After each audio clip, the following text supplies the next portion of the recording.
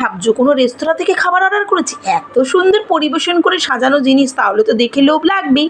তাহলে চলো, তোমার বাড়িতে বাসি জিনিস বেঁচে গেলে সেটা দিয়ে সুস্বাদু খাবার কীভাবে তৈরি করবে 10 মিনিটের মধ্যে, সেরকমই রেসিপি আজকে হাজির আমার রান্নাঘরে।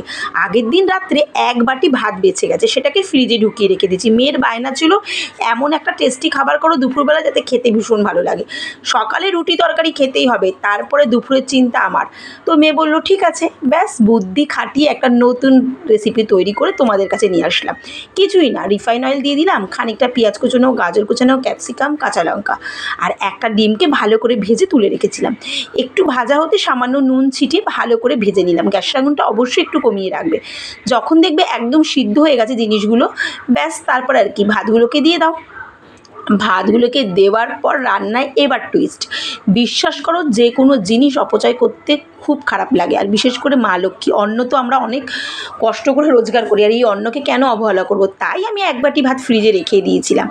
ব্যাস এবার আর কি, একদম গোলমরিচের গুঁড়ো, একটু সামান্য স্বাদ মতো নুন আর সিজওয়ানে এই চাটনিটা, এটা তো রুটি, পরোটা, ভাত, রাইস যার পাশে তুমি নিয়ে খাও, শুধু শুধু সেই জিনিস খাওয়া হয়ে যাবে এই চাটনি যদি থাকে। ওটা দিয়ে ব্যাস নাড়াচাড়া দিয়ে ডিমের কুচোনো দিয়ে ছিটিয়ে হয়ে গেল আমার একদম গরম গরম রাইস। এবার মেয়ের বায়না হচ্ছে ডিমের পোচ খাবে। আমার মেয়ে তো ভেবেই যাচ্ছে কীভাবে মা ডিমের পোচ করবে, এর মধ্যে এত কিছু কী করে দিচ্ছি। বর বলেই বসলো ওই তো কড়াইতে ফাটিয়ে দিয়ে দেবে, হয়ে যাবে। আমি বললাম না রে বাবা না, আজকে ডিমের পোচ এমন করে করব যা আগে কোনো দিন খাওনি। সত্যি কথা বলতে আমিও ফার্স্টবার করছি, কিন্তু বিশ্বাস করো পুরো সাকসেস হয়েছে, আর এত সুন্দর এত কালারফুল জিনিসটা হয়েছিল। তোমরাও কিন্তু একবার ট্রাই করে দেখতে পারো। সামান্য অয়েল মাখিয়ে ডিমের পোচের মধ্যে একটু গোলমরিচের গুঁড়ো, কাঁচা লঙ্কা, একটু যদি লঙ্কার গুঁড়ো দিয়ে দাও, নুন দিয়ে দাও, ব্যাস হয়ে যাবে সুন্দর একটা ডিমের পোচ। দেখো মনে হচ্ছে যেন ভাপা পিঠে। কি কেমন লাগছে? কি কোনো অংশে মনে হচ্ছে কোনো রেস্তোরাঁর থেকে কোনো কিছুতে কম আছে আজকের রেসিপি? তাহলে আবার কি, তোমরা কে কোথা থেকে দেখছো কমেন্ট করে জানিও।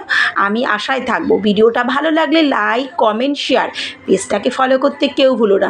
নেক্সট ভিডিওতে আবার দেখা হবে, আর ততক্ষণ সবাইকে টাটা। আর আমার ইউটিউব চ্যানেলের নাম হচ্ছে Shukla tasty food and blog, ওটাও একটু সবাই সার্চ করে দেখে নিও। বড়দের প্রণাম, ছোটদের অনেক ভালোবাসা। দেখো আমার মেয়ে তো সোনা তোলা করে খাচ্ছে।